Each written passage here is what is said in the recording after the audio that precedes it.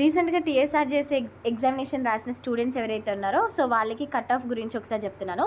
నార్మల్గా SC ST students ఎవరైతే ఉన్నారో వీళ్ళకి 79 to 90 స్కోర్ వచ్చిన వాళ్ళకి సీట్ రావడానికి ఎక్కువ ఛాన్సెస్ ఉన్నాయి. అండ్ అలాగే ఎంపీసీ బైపీసీతో పాటు సిఈసీ గ్రూప్ని ఆప్ట్ చేసుకున్నారు. లైక్ ఎంఈసీ గ్రూప్స్ ఎవరైతే ఆప్ట్ చేసుకున్నారో సో వాళ్ళకి కూడా ఎంఈసీ స్టూడెంట్స్కి అయితే 90 కంటే తక్కువ ఆర్ 90 నియరెస్ట్కి వచ్చినా కూడా సీట్ రావడానికి ఎక్కువ ఛాన్స్ ఉంటుంది.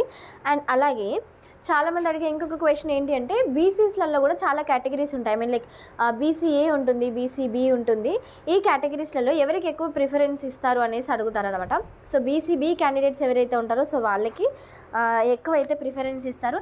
ఇది ఒకసారి చూసుకోండి. ఈవెన్ దో మీరు ఎగ్జామ్ రాసిన తర్వాత మీ ఫ్రెండ్స్తో స్కోర్ కంపారిజన్ చేసుకునేటప్పుడు కూడా అదేంటి బీసీఏ కదా అందరూ, మరి రిజల్ట్స్ అప్పుడు ఏంటి ఇట్లా అయింది అనేసి అనుకుంటారు. సో అందుకోసమని క్లారిటీ కోసం అయితే ఇది చెప్తున్నాను.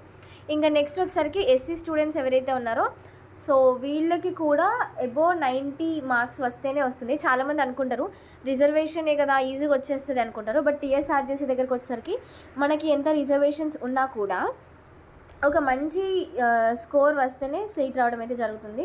చాలామంది 120 అంటే ఒకప్పటి కాంపిటీషన్ చెప్తున్నాను, 120 మార్క్స్ వచ్చిన వాళ్ళకి కూడా సీట్స్ రాని వాళ్ళు కూడా ఉన్నారు. అండ్ రీసెంట్గా మనం కాంపిటీషన్ కనుక చూసుకున్నట్లయితే 85-90 వాళ్ళకి కూడా సీట్ రావడం జరిగింది. స్పెషల్గా లాస్ట్ ఇయర్ కట్ ఆఫ్ అనమాట. సో ఒక క్లారిటీ కోసం నేనైతే చెప్తున్నాను. అండ్ రిజల్ట్స్ వచ్చినాక ఎట్లా చూసుకోవాలి అనేది ఇంకొక క్వశ్చన్. మీరు ఏం లేదు గూగుల్ ఓపెన్ చేసి టీఎస్ఆర్జేసీ అనే దగ్గర టైప్ చేస్తే మీకు ఈ విధంగా వెబ్సైట్ ఓపెన్ అవుతుంది. ఇక్కడ సర్వీసెస్ అనే ఒక ఆప్షన్ కనిపిస్తుంది కదా, ఇక్కడ రిజల్ట్స్ డిక్లేర్ అయితే డౌన్లోడ్ యువర్ ర్యాంక్ కార్డ్ అని కనిపిస్తుంది. ప్రజెంట్ అయితే ఆప్షన్ ఎనేబుల్లో లేదు. రిజల్ట్స్ వచ్చినాక ఎనేబుల్ అవుతుంది. రిజల్ట్స్ వచ్చిన తర్వాత 15-20 డేస్లో మీ యొక్క ర్యాంక్ కార్డ్ని డౌన్లోడ్ అయితే చేసేసుకోండి. ఇంకా ఎట్లాంటి డౌట్స్ ఏమైనా ఉంటే కింద కమెంట్ చేయండి. Thank you.